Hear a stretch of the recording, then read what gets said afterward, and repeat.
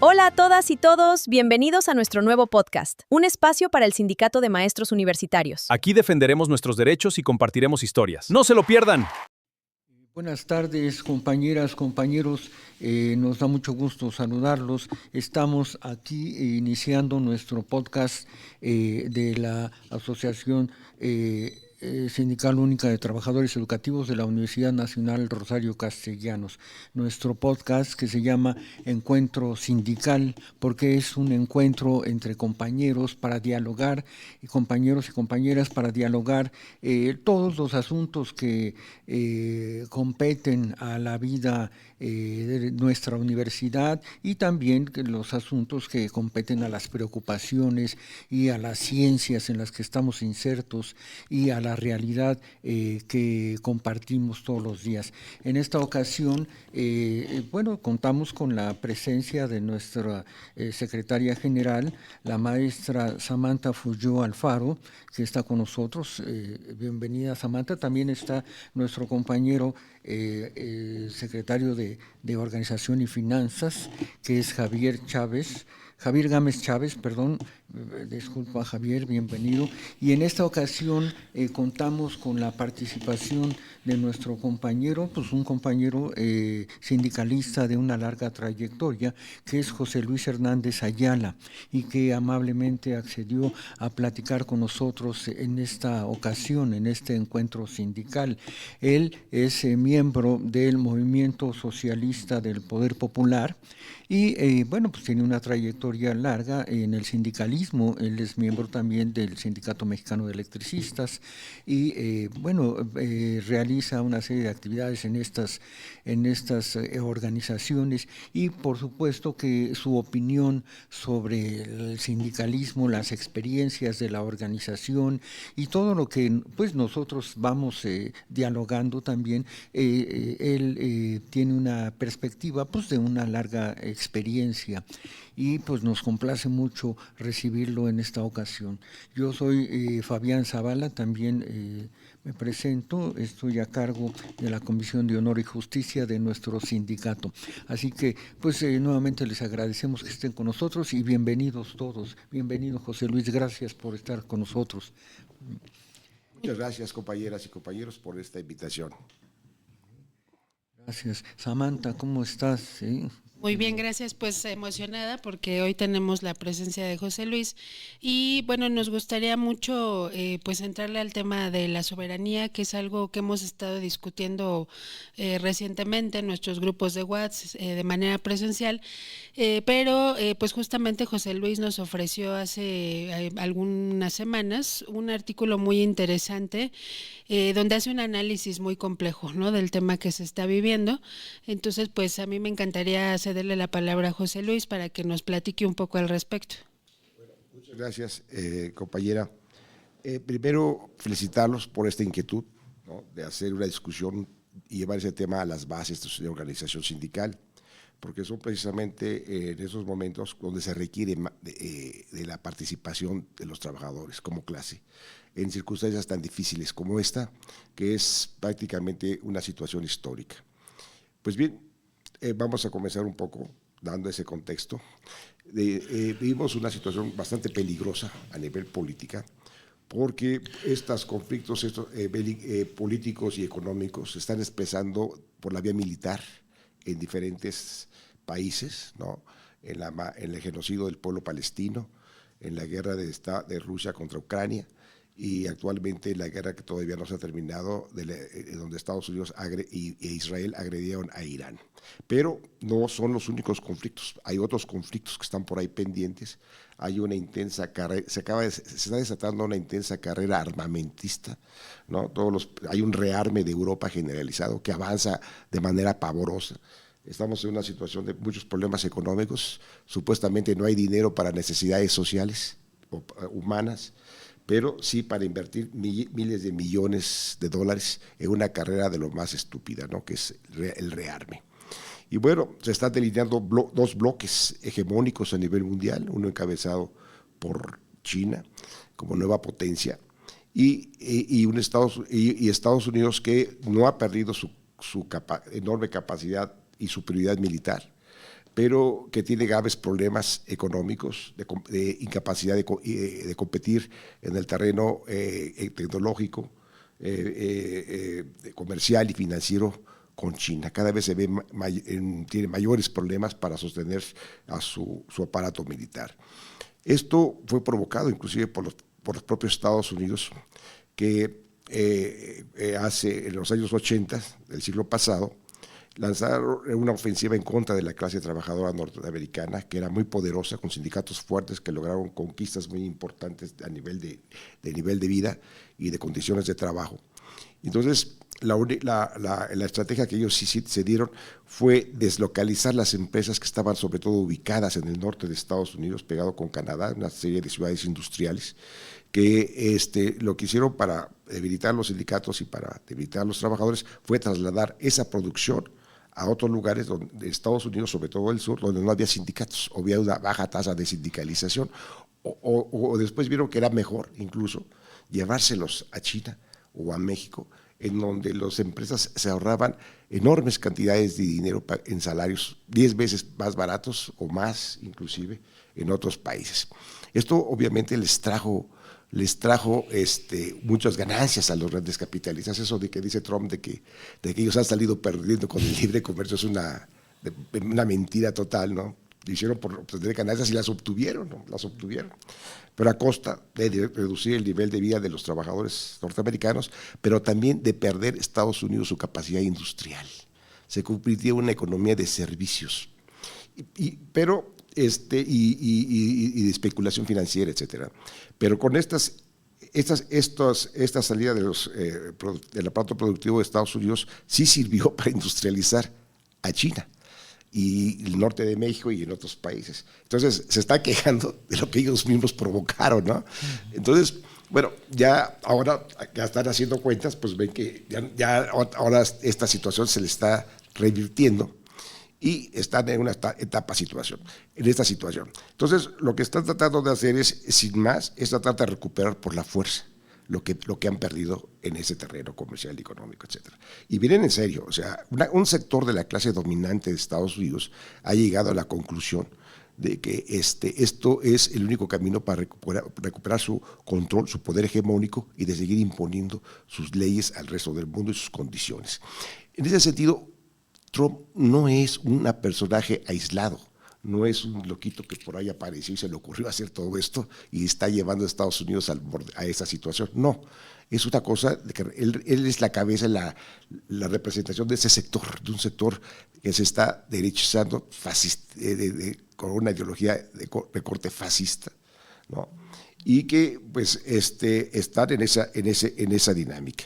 Y bueno, aquí en América Latina esto se traduce en la ofensiva que estamos viendo, que se ha expresado en imponer candidatos de ultraderecha en los gobiernos de América Latina. Ellos intervinieron para que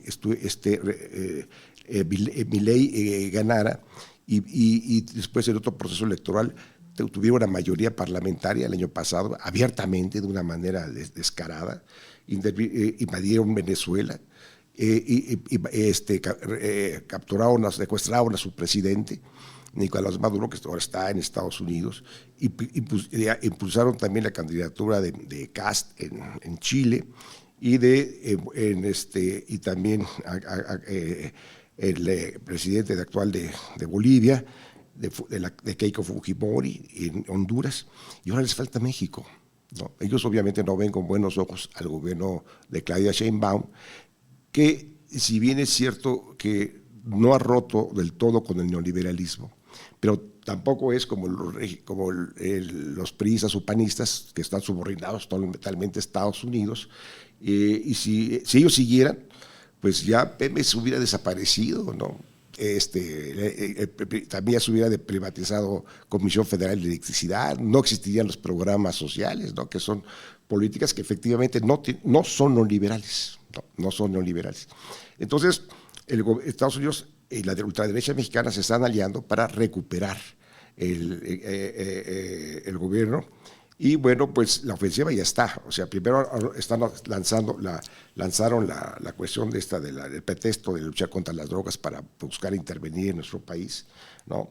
Ahora están lanzando una serie de campañas sucias, de guerra sucia, que se ve en contra del gobierno, acusándolo de narcotráfico, de ser cómplices de los narcotraficantes, ¿no? De que es un narcoestado.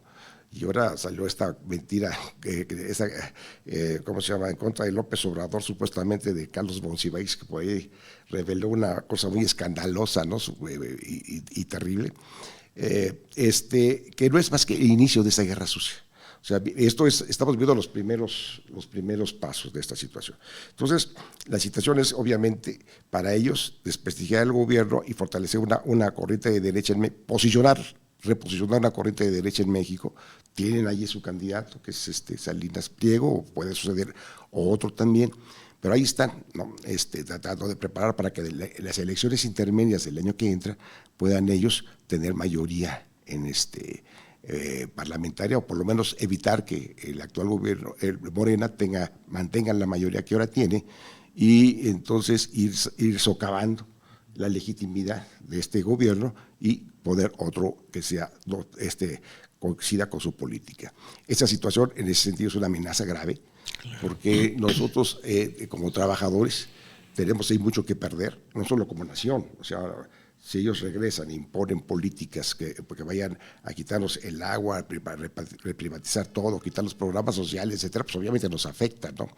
Entonces nosotros tenemos que estar discutiendo, que es la necesidad de que en ese sentido se requiere de crear un frente antifascista y antiimperialista social, con participación social, para dar una batalla en contra de esta situación. Es muy grave, y esto no solamente el peligro está en México, como les digo, está en todas partes del mundo. Tenemos que ser solidarios con los otros pueblos que están luchando en contra del imperialismo, y porque es un enemigo común, ¿no? Entonces, esa es la situación, así resumí en pocas palabras, de un problema que sí es muy complejo, pero que es una amenaza para todos nosotros. Sí, claro que sí, es una amenaza grave, y la amenaza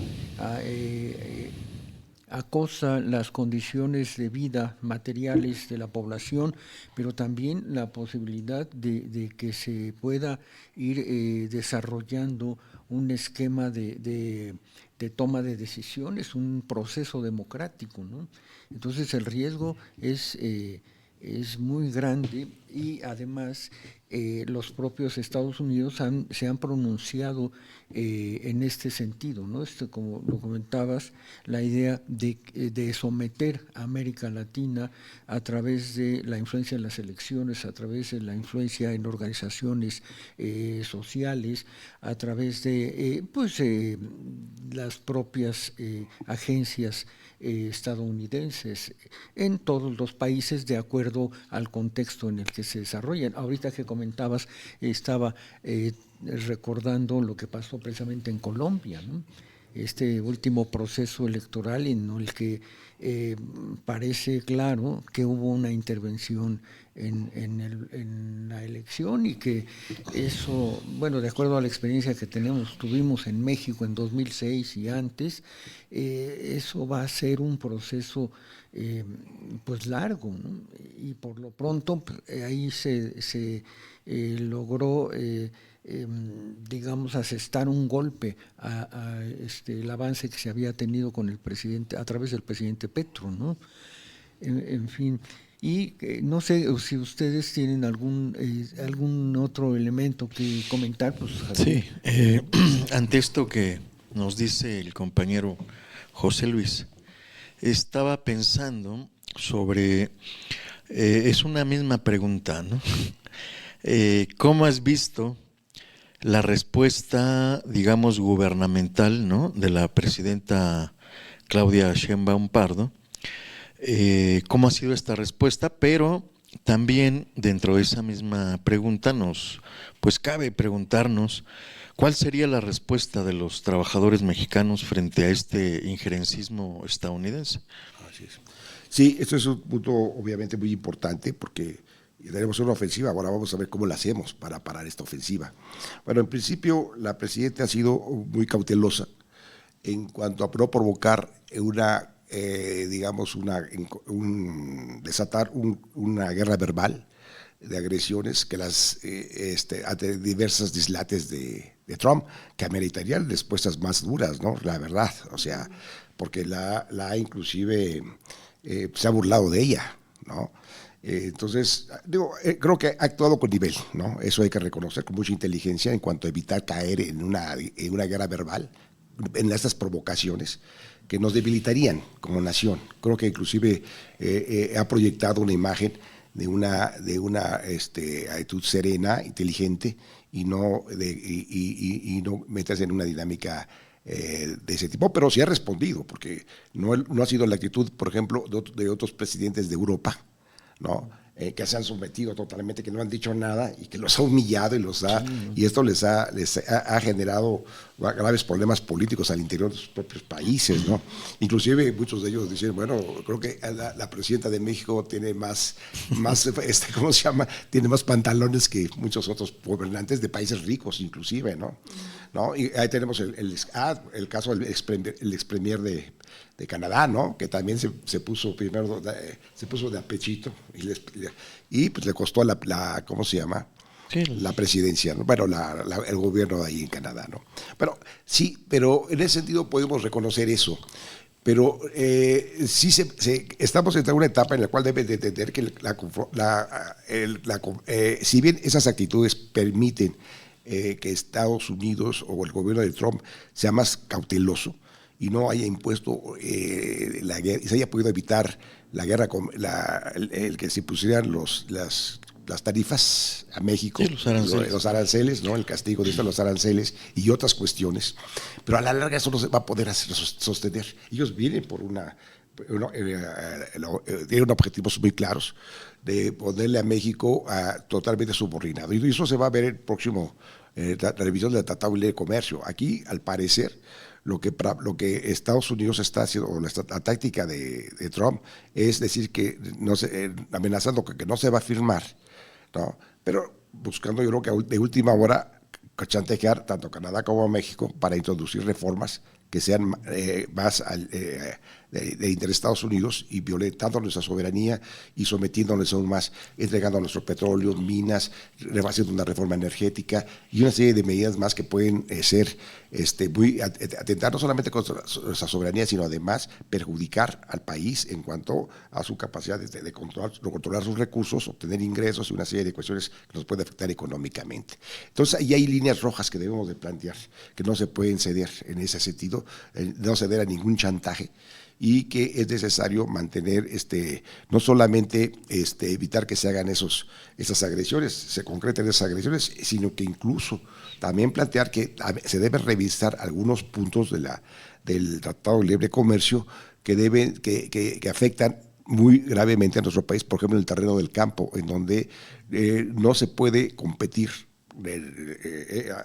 los campesinos mexicanos con los farmers o los agricultores de Estados Unidos, porque ellos tienen mejores condiciones, tienen apoyo gubernamental, subsidios, y además tienen mejores tierras, maquinaria y una serie de cuestiones. No es posible sostener eso, y que es necesario ya rescatar el campo mexicano, poniendo límites a las importaciones de los productos agrícolas, sobre todo de primera necesidad, sobre todo el maíz, etcétera, que es necesario revisar esa parte del capítulo, ¿no? Y ahí sí hay otros temas, pues sería largo aquí de meternos a discutir todo lo que explica el Tratado de Libre Comercio, pero sí es necesario que se ponga firmemente en esta etapa de revisión del Tratado de Comercio, defender los intereses de la nación. Pero también se requiere tener una visión que apunte a ver que el país no va a poder solo enfrentar a Estados Unidos. No podemos, o sea, somos demasiado débiles como nación para enfrentar un enemigo tan poderoso. Necesitamos la unidad, buscar convergencias con otros países de América Latina, ¿no?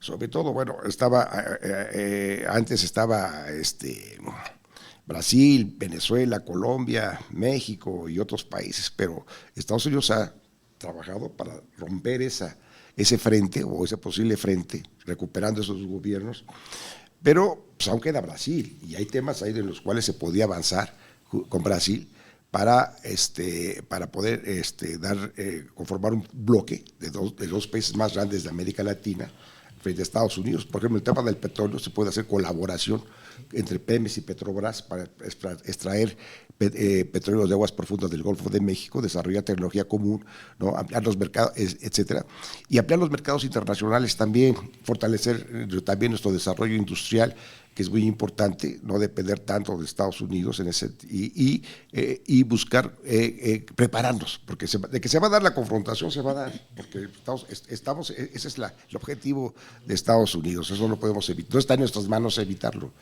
¿no? Y no cabe la política del avestruz, ¿no?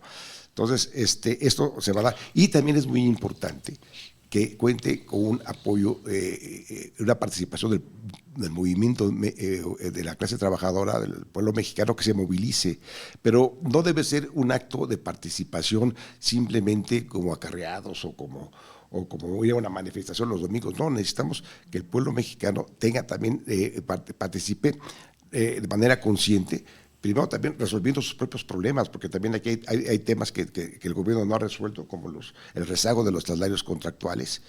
Está bien que se hayan aumentado los salarios mínimos, pero no los contractuales. Resolver el tema de las pensiones, ¿no? que es una demanda muy sentida, no solamente por los trabajos de la gente, sino del resto de la clase trabajadora. Hay que resolver otros temas que puedan realmente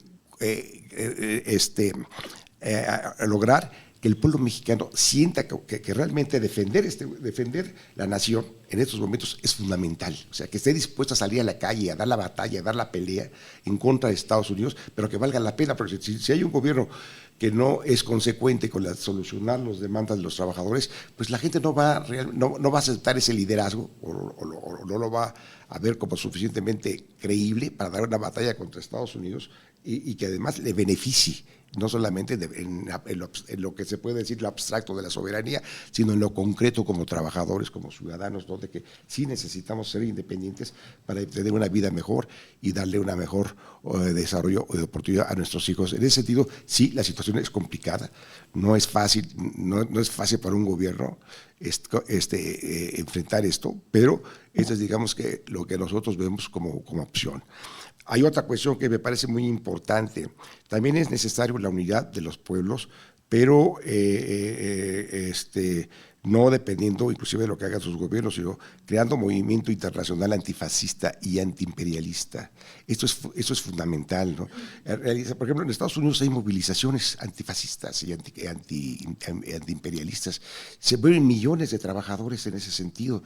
Esas movilizaciones de no reyes son majestuosas, 8 millones de trabajadores. Hay un movimiento de resistencia que inclusive se ha organizado a nivel político y creando una ala izquierda dentro del Partido Demócrata, que bueno, ya está actuando también por fuera, dirigido por Bernie Sanders, ¿no? y que plantea otra opción de gobierno y de modelo económico diferente al neoliberalismo, incluso al capitalismo socialista, inclusive abiertamente socialista, y ya tiene representantes en algunas ciudades de Estados Unidos. Entonces, estos son potenciales aliados, y como este movimiento, hay otros movimientos en el mundo, que inclusive a lo mejor no tan radicales, simplemente socialdemócratas o progresistas, que debemos buscar una alianza de movimientos sociales, políticos, de izquierda, etcétera, que nos podamos movilizar. Yo creo que inclusive sería importante que cuando en Estados Unidos se convoque a una movilización, no Kings, porque la van a hacer en los próximos meses, nosotros la repliquemos en México, y nos sumamos a esa movilización y buscar vínculos con el pueblo de allá y buscar la unidad en ese sentido de hacer un frente único a nivel de los movimientos sociales independientes y autónomos, no dependiendo de los gobiernos, sino construyendo realmente una especie de poder popular o un frente popular amplio en contra de las políticas neoliberales e imperialistas, porque eso es lo que puede parar a este monstruo, ¿no? Y la principal posibilidad de parar a Estados Unidos, bueno, no está por fuera, está dentro de Estados Unidos, ¿no? Es ahí la clase trabajadora de Estados Unidos la que sí tiene el poder y la capacidad de parar, de cambiar el rumbo de esta país, y eso obviamente sería beneficio de todo el mundo. Entonces tenemos que pensar en eso, de que sí es posible hacerlo, sí, no va a ser fácil, porque lo que estoy planteando puede parecer hasta utópico, pero es la única posibilidad que hay para poder parar a estos monstruos. Sí, definitivamente esa es.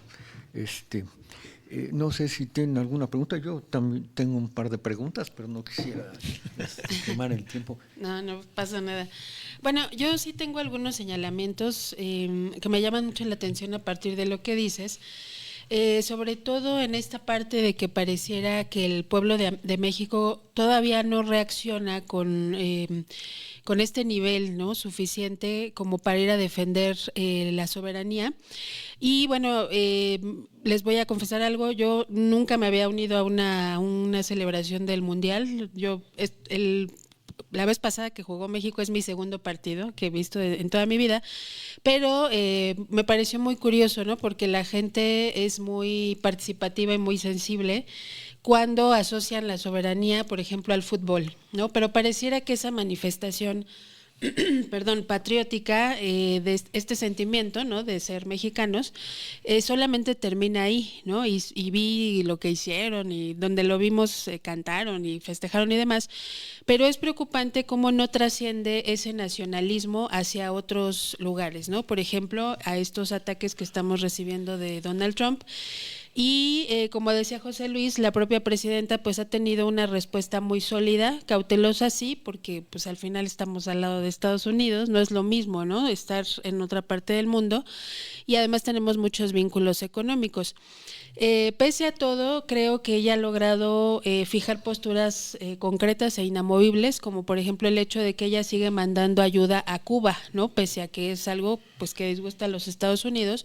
Entonces creo que ahí se ve pues que ella también sabe medir fuerzas, ¿no?, y establecer una posición que es pues una muestra de la soberanía. Y también quiero comentar con ustedes todo lo que es esta batalla de las narrativas, porque pues justamente José Luis mencionó que se dio esta publicación de una falsa entrevista, ¿no?, donde supuestamente hablaba Carlos Monsiváis. Y bueno, aunque el Universal da disculpas a la familia de Monsiváis, no sé si ustedes vieron las redes del periódico El País, pero ellos seguían reciclando la información, ¿no? Seguían diciendo, una entrevista causa revuelo en un país muy sensible políticamente, a pesar de que ya había salido la disculpa del Universal. ¿Por qué lo hacen? Bueno, pues es al final ganar un poco de esta opinión pública, ¿no?, y seguir con esta idea de esta entrevista. Además, una información pues muy baja, como lo comentamos en algún momento Javier y yo. Al momento de leer eso, pues era tan exagerada y tan grotesca que era increíble, ¿no? O sea, también era difícil creer algo así. Pero me llama mucho la atención esta situación, ¿no?, de que El País, por ejemplo, y otros medios seguían reciclando esa información. Y si ustedes vieron la reacción de los usuarios, ¿no?, de redes sociales, pues había de todo, ¿no? O sea, hay opiniones muy polarizadas, pero lo crítico es que había gente que sí lo creía. Entonces seguían reforzando esa parte que hacía El País, ¿no? Cuando ya habían admitido el Universal, pues que no hay un soporte, ¿no?, para lo que ellos habían dicho. Entonces, en este contexto también me parece que Claudia Sheinbaum pues ha sabido gobernar, ¿no? También recordemos que hace poco volvieron a sacar el tema de que supuestamente quien guía el gobierno es López Obrador, cuando no es así. Eso pues evidentemente tiene que ver mucho con el hecho de que es mujer, ¿no? O sea, entre el tema de es mujer, es incapaz, tiene un hombre detrás, ¿no?, que la está pues ayudando. Entonces, pese a todos estos ataques en cuanto a información, red social, me parece increíble cómo ella ha logrado pues defender, ¿no?, al país de una manera cautelosa, pero diría yo que también muy pues firme dentro de todo. Sí. Sí, así es. Adelante, Javier, por favor. Sí, yo creo que son dos temas muy importantes los que acabamos de pues exponer, plantear, ¿no?, en esta mesa. Uno de ellos sería el que acaba de comentar la compañera Samantha sobre esta guerra mediática, ¿no?, esta guerra cognitiva, que es lo que le están apostando en este momento, ¿no? Ahorita creo que ellos creen o más bien proyectan una guerra sucia, ¿no?, una guerra mediática cognitiva en la cual todos estamos obligados a participar para defender la soberanía de este país, ¿no? En términos económicos, políticos, sociales, incluso hasta culturales, ¿no? Entonces es una guerra que se está dando, que es muy importante participar en ella, ¿no? Asumir ciertas posiciones críticas, en donde pues obviamente también importa mucho la postura diplomática que ha tomado el gobierno de México, ¿no? Encabezado por la presidenta Sheinbaum, en donde pues trata, ¿no? De, digamos, aprovechar esta interdependencia económica para fortalecer una capacidad también de fuerza. Ellos saben que no todo lo que puede proponer Donald Trump o el gobierno de Donald Trump puede aplicarse por esta interdependencia económica, y eso les permite tener una capacidad de fuerza. También se ha mencionado en la mesa esta cuestión de la diversificación política económica, ¿no? Basada en un multiculturalismo. Creo que ha sido sostenida esta postura por el gobierno mexicano. Y la otra cosa que también se ha dicho, que es muy importante, que la dijo José Luis, pues sí tiene que haber también una lucha social popular que pueda sostener a este gobierno. Posiblemente ese es uno de los elementos por los cuales diversos gobiernos latinoamericanos han sido derrotados en las elecciones, porque no van acompañados de una fuerza popular importante, no solo electoral, sino también popular, que sostenga los logros que estos dos gobiernos han tenido, pero que también desde lo popular pues apoyen al gobierno y salgan, ¿no? Propuestas muy importantes, participativas, y que formen esto que podemos llamar una democracia horizontal desde los barrios, los pueblos, las comunidades, ¿no? Entonces por ahí vamos avanzando, ¿no? En este diálogo, ¿no? En esta mesa.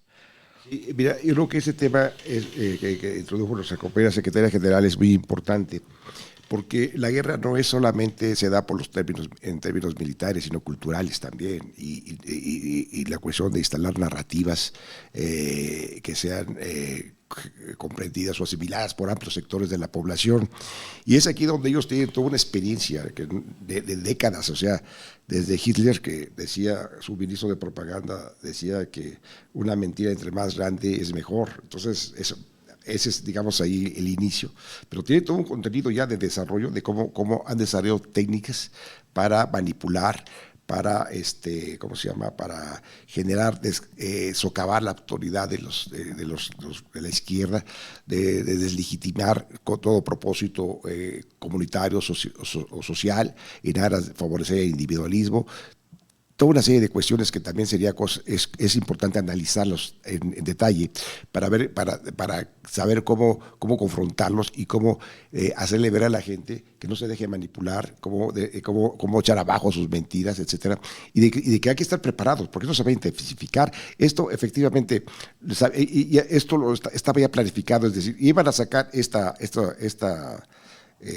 filtrar esta información, esta mentira, y después iban a tener que reconocer que iban a retroceder, pero mientras iban a hacer todo lo posible por difundirla y por diseminarla y porque pegara en amplios sectores de la población. Ese es el objetivo, porque ellos ya estaban preparados para hacer el desmentido y cómo protegerse legalmente, inclusive si los acusaban, etcétera. Pero el mal ya está hecho, o sea, ya hicieron dieron por allí, fueron capaces de abarcar a un sector, agrupar un sector de gente que sí se tragó eso, de buena fe inclusive, etcétera, y bueno, y hasta ahí, y así va a ser la dinámica, una tras otra van a venir las mentiras y ese tipo de cuestiones para convencer a la gente a su narrativa. Por eso es bien importante la creación de espacios dentro de los sectores sociales, movimientos sociales como que están ustedes organizando, para generar una respuesta, estar preparados y impulsar además nuevos procesos de organización. Necesitamos sindicatos fuertes. En México el sindicalismo es muy débil. La mayor parte del sindicalismo está controlado por burócratas sindicales corruptos, que la verdad no son no pueden encabezar una lucha antiimperialista o de la defensa de la nación, porque son líderes que más bien son fáciles de comprar, cooptar, o de, ¿cómo se llama? O de inclusive de golpear, ¿no? porque son corruptos, etcétera, y eso sí los pueden balconear, etcétera, y no sé, pueden minar su autoridad, ¿no? O tenerlos controlados o chantajeados, etcétera, ¿no? Entonces necesitamos crear sindicatos fuertes, auténticos, donde haya democracia, donde haya participación de los trabajadores, donde haya discusiones y donde además se unan entre sí para crear una fuerza social grande, importante, que tenga capacidad de influir en el rumbo del país y organizar al pueblo para la defensa de sus conquistas y la defensa de la nación. Eso es lo fundamental y es donde estamos, ¿verdad?, muy débiles. El sindicalismo en México es muy débil.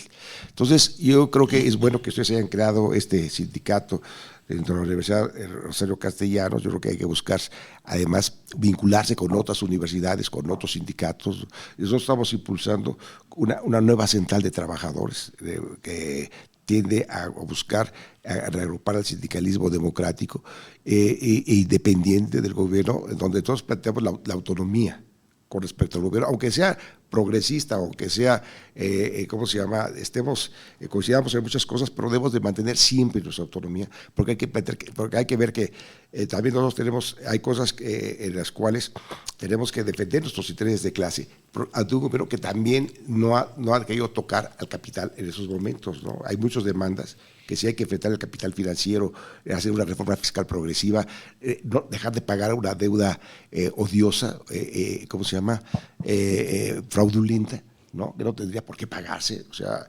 etcétera, y el tema de las pensiones, como les repito, donde tenemos nosotros que dar esa pelea, ¿no? Aunque coincidamos con el gobierno en enfrentar el imperialismo, pues ok, pero nosotros también necesitamos que nos resuelvan esto, ¿no? Y para eso necesitamos un sindicalismo fuerte, ¿no? Entonces, esta es una cuestión que es muy importante y fortalecer en las comunidades, ¿no? Ganar espacios allí, crear, como tú dices, comunidades, democratizar las comunidades, movilizarlas, organizarlas, etcétera, crear cooperativas de consumo, de producción, etcétera. Es decir, que el pueblo se organice, eso es lo que importa, porque el pueblo está, en México el pueblo, la ciudad es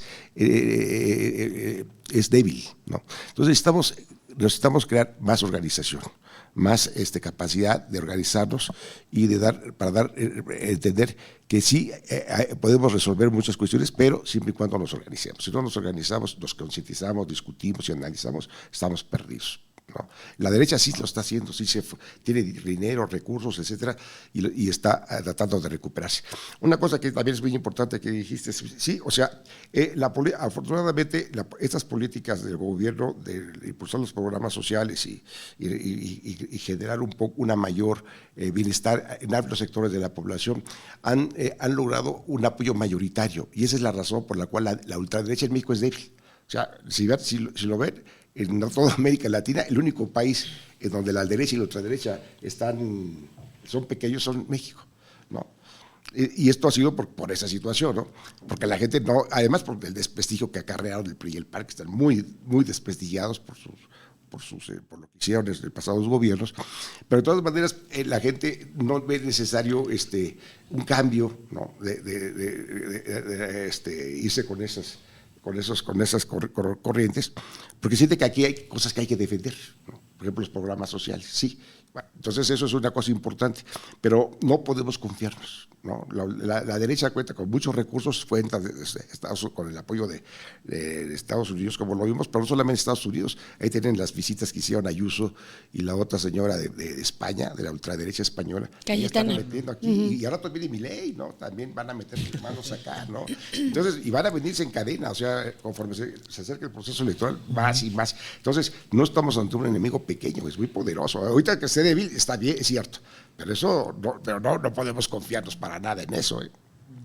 Es una lucha mundial, y aquí en México se está librando con particularidades propias de nuestro país, ¿no? En ese sentido, bueno, se me ocurre cuestionarme, por ejemplo, cuáles han sido los esfuerzos o cómo podrían desarrollarse esfuerzos por parte de la organización sindical para lograr una mayor participación de las propias organizaciones, ¿no? Bueno, es iniciar procesos de afiliación y organización de los trabajadores. Es una cosa que ir Por ejemplo, actualmente se acaba de crear, bueno, recientemente, ya no tan poquito, un sindicato de la Unión Nacional de Trabajadores por Aplicaciones, por ejemplo, que son miles de trabajadores, yo creo que hay, no sé, decenas de miles de trabajadores en todo el país que se dedican trabajan para plataformas como Uber, Didi, alimentos, compras, etcétera, y que no tienen sindicatos, ¿no? Y que están en condiciones muy deplorables de vida y de condiciones laborales, etcétera. Entonces hay que ir, ya existe, pues hay que fortalecerlo. Todos tenemos familiares o amigos que trabajan en alguna plataforma y decirle, bueno, organízate para que pelees, para que tengas mejores condiciones de vida. Y eso hacemos, digo, es un ejemplo, pero así podemos ir viendo debemos crear que todos los trabajadores, todos los productores, todos los sectores o consumidores se organicen, creen sus sociedades para lograr mejores beneficios. Hace rato platicábamos el tema de la seguridad de las pensiones aquí, antes de iniciar esto, ¿no?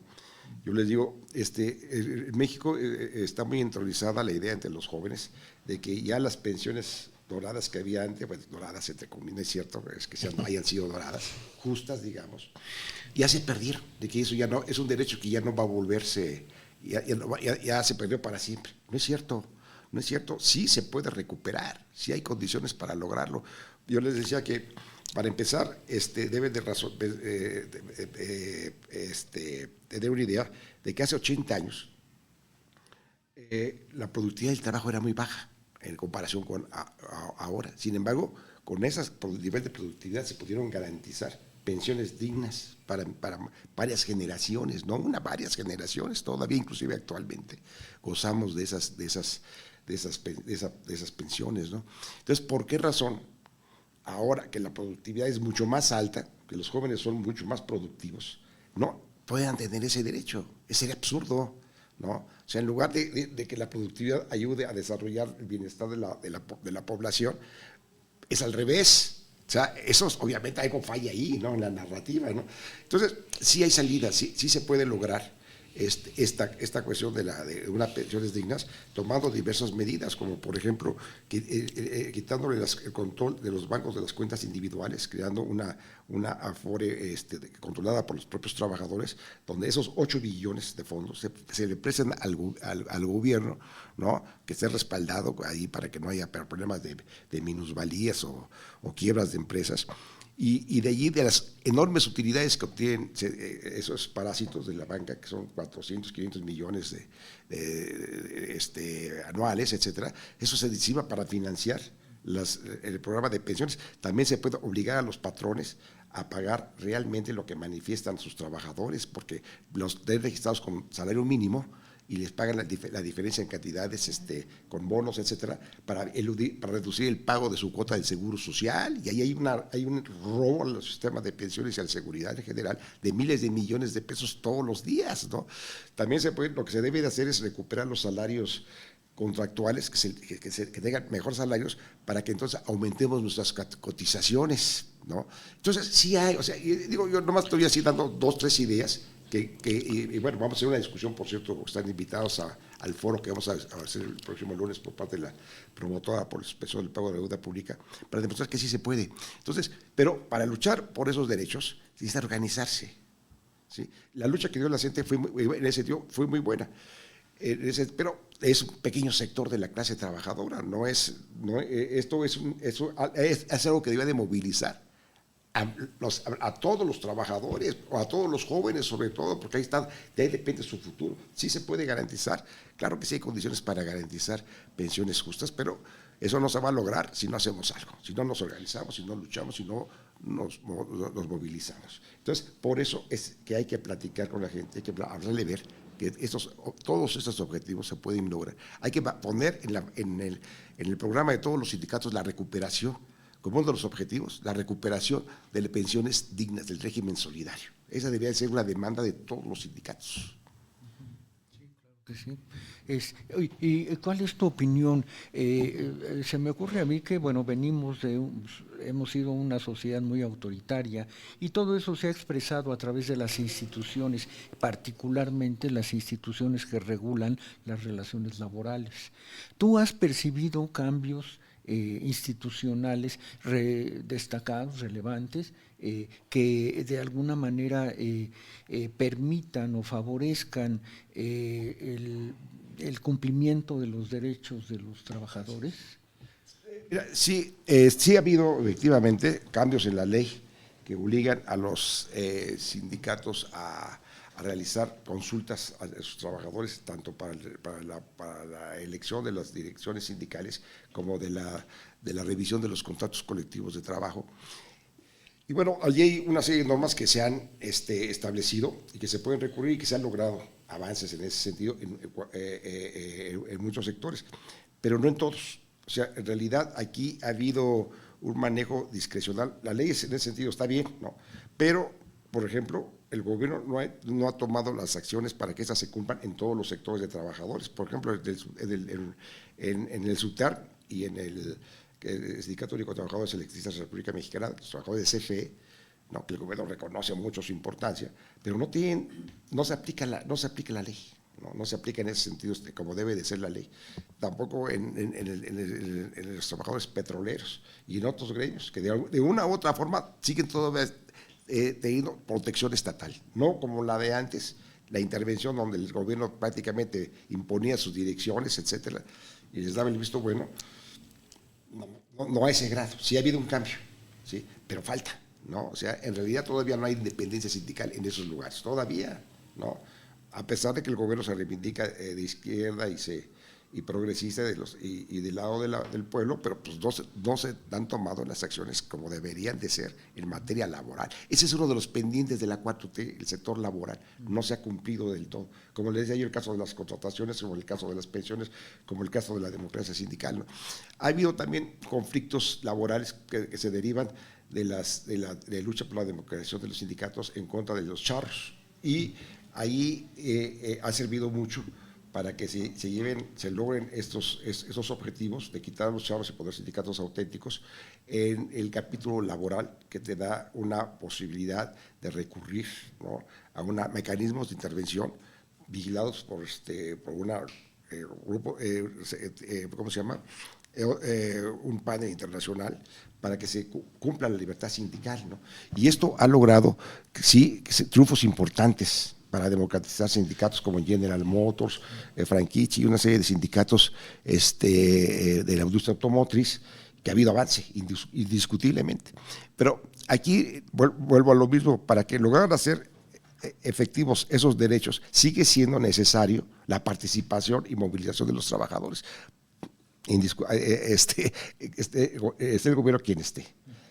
Depende fundamentalmente de que los trabajadores pueden ser muy buenas leyes, ¿no? Las mejores si ustedes quieren, pero si no hay movilización, si no hay una participación de la clase trabajadora organizada y democráticamente dispuesta a la lucha, no se van a cristalizar de veras. Ha habido avances, pero no han sido suficientes. Esa es la conclusión. Una pregunta más, sí, si me permiten. Porque aquí hablamos de los trabajadores que tienen de alguna manera algunas prestaciones y que, bueno, tienen que dar la lucha para que esas prestaciones se cumplan, todo.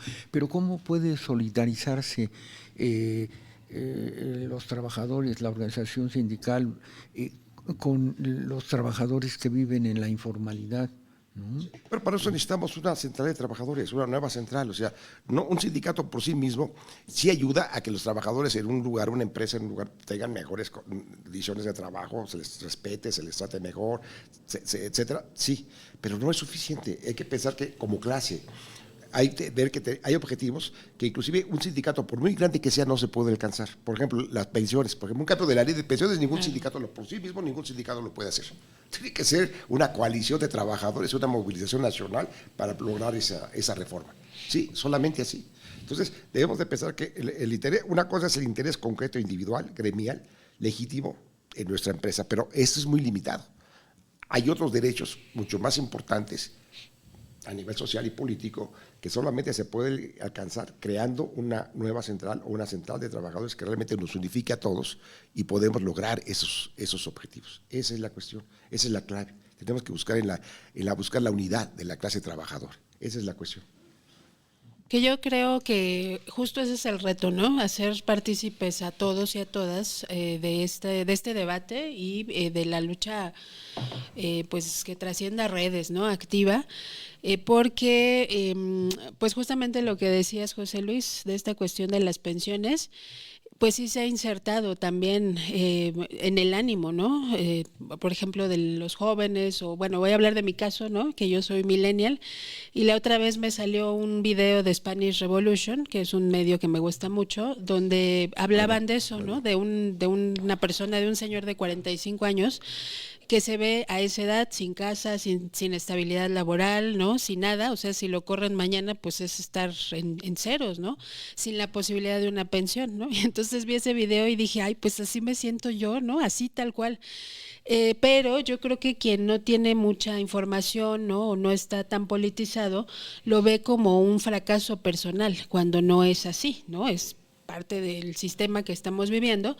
Y justo ahí es donde está la dificultad, ¿no? ¿Cómo sacamos a todas estas personas de esa desinformación y de que no sientan que es un fracaso individual, sino que lo vean más allá, que es algo que se tiene que arreglar, ¿no? En nuestro país, como dice José Luis, o sea, todavía nos deben bastante, pero si no hay una organización de las personas de la base, pues es difícil, ¿no? Que estos casos se lleven a donde se tienen que discutir para obtener un resultado. Y bueno, yo no sé, yo quisiera preguntarte, José Luis, con esta gran trayectoria sindical que tienes, pues cómo es que le hacían para la formación política, para el involucramiento de todos, ¿no? Porque ese es siempre un reto, ¿no? Nosotros lo vivimos ahí en la universidad, que de repente tocamos el tema, por ejemplo, los vales, ¿no? Ahorita metimos un escrito para que nos vuelvan a dar nuestros vales de fin de año, porque el año pasado no nos los dieron, nos dijeron, no, es que como ya somos federales ya no tienen derecho a vales, ¿no? Cuando ya nos los habían dado por 3 años consecutivos anteriores, ¿no?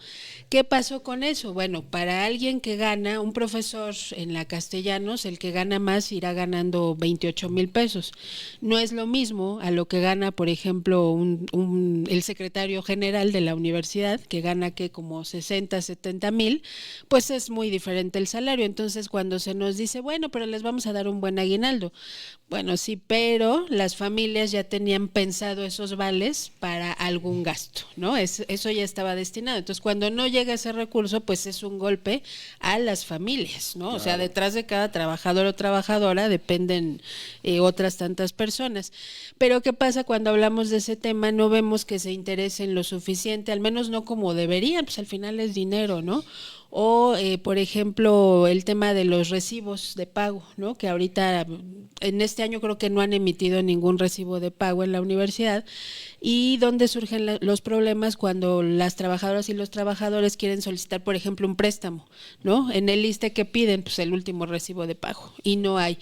O sea, cosas que indican que, aunque hay muy buenas intenciones del gobierno federal, como dice José Luis, ¿no?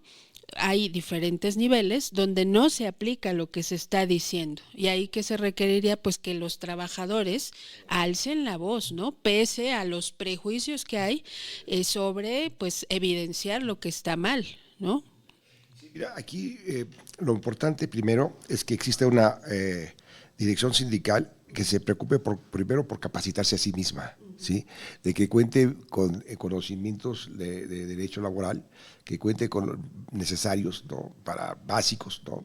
Para conocer sus derechos bien, y lo que sepan, tengan la capacidad de explicarle a sus compañeros cómo se puede lograr que esos derechos que se tienen, ¿no? que hay que presionar porque se escriban en un acuerdo, ¿no? En un convenio de trabajo, condiciones generales de trabajo, en un contrato colectivo, etcétera. Y además que tengan experiencia, que se lean inclusive otros contratos colectivos para que vean cómo se han logrado estas cuestiones y se pueden aplicar a sí mismos. Y además impulsar también una capacitación de los cuadros medios sindicales, ¿no? Y en ese sentido, bueno, nosotros tenemos capacidad de dar esa asesoría también, eso nos dedicamos también, ¿no? Hay un centro de investigación que estamos trabajando y que se dedica a dar esa capacitación. Entonces, es fundamental la capacitación, porque si no hay capacitación, si la base no tiene la certeza de que su dirección es competente y puede realmente pelear por esto y que le garantice que se logren, pues no hay confianza. No hay confianza en la base, en su dirección, y si no hay confianza en su dirección, pues no se va a mover, así de sencillo, ¿no? Entonces, sí es importante dar este paso primero, ¿no? Para que y crear inclusive estructuras sindicales de educación y formación de cuadros permanente. Eso es muy importante porque hay que preparar siempre los relevos generacionales, los cuadros, etcétera, que se vayan rotando para que haya mayor democratización, mayor capacitación también, conocimiento de los derechos de los trabajadores. Entonces, es todo un trabajo de cómo construir. Ahí hay muchas cosas que podríamos ver. Digo, aquí ya el tiempo se lo está echando encima, pero sí sería un tema de ver cómo funcionan los sindicatos, hacer que sindicatos, cómo que funcionen los sindicatos, cómo operen sindicatos. Pero y la experiencia del ESME es valiosísima en ese sentido. Pues muy grande. Es un sindicato que ha sobrevivido a enfrentamientos tremendos con el Estado, ¿no? Y ahí estamos todavía, ¿no? Ahí su compañero, también ahí tenemos en ese sentido un liderazgo importante. El compañero Martínez Parza ha sido un ejemplo de direcciones que sí tienen la capacidad de enfrentar al Estado, ¿no? Y tener la capacidad de mantener el sindicato. Y estas cuestiones se logró solamente porque si no hubiera existido ese liderazgo, los hubieran aplastado. Así de fácil, o sea, con la mano en la cintura. Si no hubiéramos tenido un liderazgo fuerte, nos hubieran deshecho desde hace tiempo. Ahí está el ejemplo. Y tenemos toda una experiencia sobre cómo formar ese tipo de cuadros también para mantener el sindicato. Es fundamental la existencia de cuadros sindicales. Claro. Eso es. Sí, pues definitivamente ahorita que comentabas esto estaba pensando que en lo que comentábamos en un principio, la necesidad de que la población se movilice para defender la soberanía, la representación, la autodeterminación, y creo que todo tiene que ver precisamente con la defensa de los derechos. Y en ese sentido el sindicalismo tiene que jugar un papel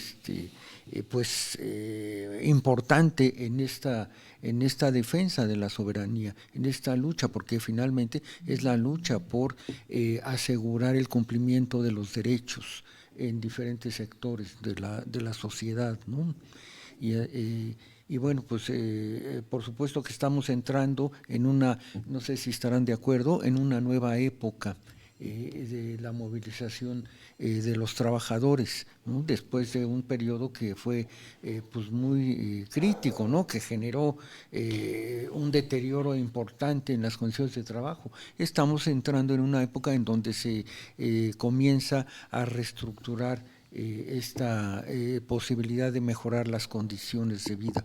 Claro, los retos son mayúsculos después de lo que hemos vivido, ¿no? Y bueno, en ese sentido creo que el reconstruir, por decirlo de alguna manera, el comenzar a establecer una dinámica de los trabajadores que efectivamente que le dé una mayor certidumbre al cumplimiento de sus derechos, pues es un reto importante, ¿no? Creo que en general sería uno de los objetivos que tiene que plantearse la representación sindical, la movilización sindical y todos los trabajadores, ¿no? ¿Cómo ven? No sé si tienen otros comentarios que hacer. Javier, no. Pues yo pienso que sería a partir de este vínculo, ¿no?, que estamos haciendo con José Luis, pues yo creo que es interesante lo que nos plantea de la central que están proponiendo. También creo que estamos de acuerdo en que el sindicalismo necesita fortalecerse, o sea, estamos afortunadamente con otros gobiernos, pero yo sí estoy de acuerdo en que hay mucho que arreglar y si no son los trabajadores, ¿no?, tenemos que impulsar esos cambios. Entonces, pues sí sería fabuloso después profundizar en otros temas que se necesitan. No sé, Javier, ¿qué opinas? No sé, es evidente que el movimiento laboral, sindical de trabajadores, pues tiene que aumentar, tiene que organizarse, porque además ante esta injerencia y pues esta idea que hay de que pueden cambiar las cosas en México a partir de estos golpes electorales que hemos visto en América Latina, pues es importante fortalecernos, porque no podemos quedarnos con la idea de que estos gobiernos progresistas, ¿no?, que llegaron en el 2018, pues llegaron para quedarse, ¿no? El péndulo político es complejo, ¿no?, complicado, y la única forma de defender lo que hemos estado trabajando, digamos, a nivel sindical, popular, de movimientos sociales, pues es también fortalecerlo ante la amenaza. Pues es una amenaza que también tiene cierta posibilidad de que también se dé un golpe electoral en el caso mexicano, y tenemos que estar preparados, ¿no?, para defender incluso no solo la soberanía, sino dentro de otro tipo de gobiernos, pues los derechos que hemos visto que han sido minados en Argentina, en Chile, ¿no?, pues ya en Bolivia, en el propio Ecuador, ¿no?, que por eso han empezado las movilizaciones en la parte andina, porque se minan mucho los derechos de todo tipo, no solo de los derechos laborales, sino también de campesinos, de todos los sectores populares en América Latina. Entonces, pues es eso, ¿no?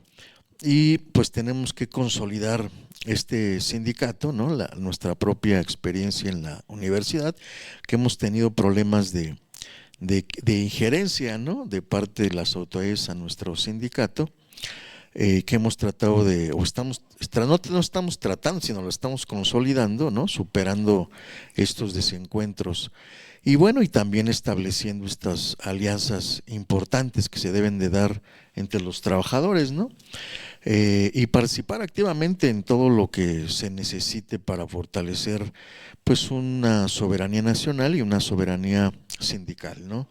Yo creo que es un ejercicio muy importante estos diálogos, ¿no?, estos encuentros, y pues bueno, yo creo que es un buen ejercicio que seguiremos haciendo, ya sea desde este podcast o desde nuestras líneas de trabajo, ¿no?, en nuestras diversas secretarías del sindicato. Y bueno, pues invitarte nuevamente, José Luis, para cuando gustes venir, porque la verdad es que se han difundido mucho estos podcasts, sobre todo en TikTok, ¿no?, que es como una red social más hacia los jóvenes, que yo creo que es necesario, porque ahorita que Javier hablaba de Milei, de todos esos personajes, pues no olvidemos que aquí tienen su mancuerna con gente como Salinas Pliego, ¿no?, que se para a dar discursos abiertamente fascistas, o sea, incluso la narrativa de Salinas Pliego utiliza mucho esta palabra de zurdos, que es muy del sur, ¿no?, de América, de mucha confrontación, de mucha agresión, y vuelvo a lo mismo, cuando uno ve las redes, penosamente hay seguidores, ¿no?, que apoyan este grado de violencia por ejemplo, de Salinas Pliego. Entonces sí creemos que este podcast está siendo bastante útil, ha generado mucho debate, hemos tenido muchas respuestas, sobre todo de estudiantes, entonces pues bueno, yo coincido con Javier, ¿no?, de que se tiene que seguir haciendo, y pues que sepas que estás invitado, José Luis, a que te sumes a este esfuerzo. Sí, claro que sí, y qué bueno que estás con nosotros y que podemos contar con tu apoyo para estos efectos, y esperamos que pronto podamos nuevamente conversar contigo y tener un encuentro sindical para abordar y para profundizar con estos temas.